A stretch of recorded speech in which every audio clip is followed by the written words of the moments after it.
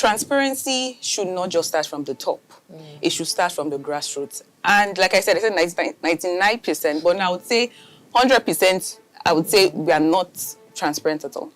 When we started what we call a democracy under the Obasanjo administration, he came up with the EFCC, but many would tell you that the EFCC was a bulldog for the president at the time. And we can also say, let's give the EFCC a benefit of the doubt to see if they've really necessarily done their jobs. But we've also seen that they really are the backdog of whoever is in government. We've seen a lot of media trials. We hear, they plaster the pages of the newspapers that, oh, this person is this. It's a tiny percentage of people who've really ended up in prison. The Jonathan administration came and really failed woefully at dealing with corruption. And then, of course, Buhari came and everybody thought, oh, this is the general that we need. You know, he's going to wield the big stick. And then really what happened, the vice president at the time was in charge of it. So he said, oh, you know what, come, you know, if you've stolen 25 billion, just give us 5 billion and we'll give you a slap on the wrist, you know. And so what's stopping me from stealing? I'm just going to go ahead and steal because, you know, I'm going to get a slap on the wrist. Even at that, it did not help. The EFCC we've seen goes after, in quotes, allegedly, those who are against the government.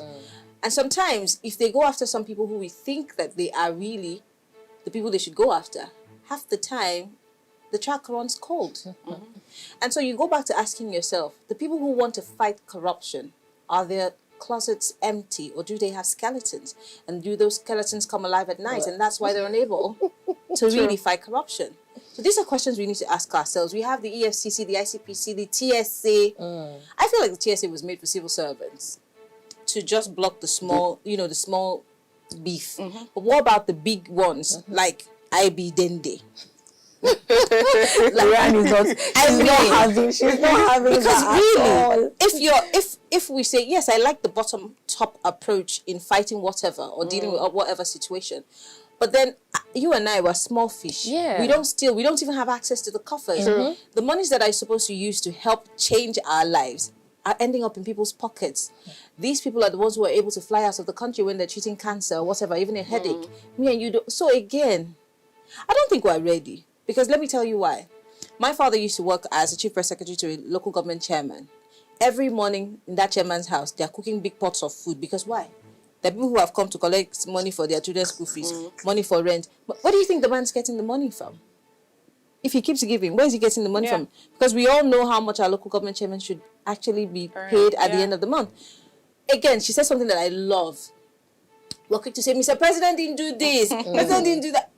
Do you know how much your governor takes at security vote? Who accounts for it at the end of the day? What does security vote, what do they use it to do?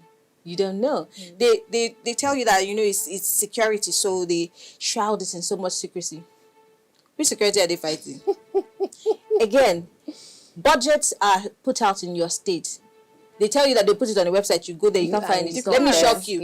When I was in Rivers State, an aide to the governor said to me on public radio that the reason why they've not published the budget on the website so that they will not hack it. What? My God. How would they even? What is happening? It is in Nigeria. It's not that I'm not telling you that I heard it. He said it to me to you on live radio. So a governor in my state, I won't call his name because I'm national TV, but he knows, used to present white paper, empty paper as budget, and then he will crystallize it. You know who I'm talking about. Of course. Yes. So, because we're not asking the right questions. And then we self were part of the problem. So, if it's my brother, it's our turn. Are we really that's a really big issue. Are we really ready to fight corruption? Because it starts with us.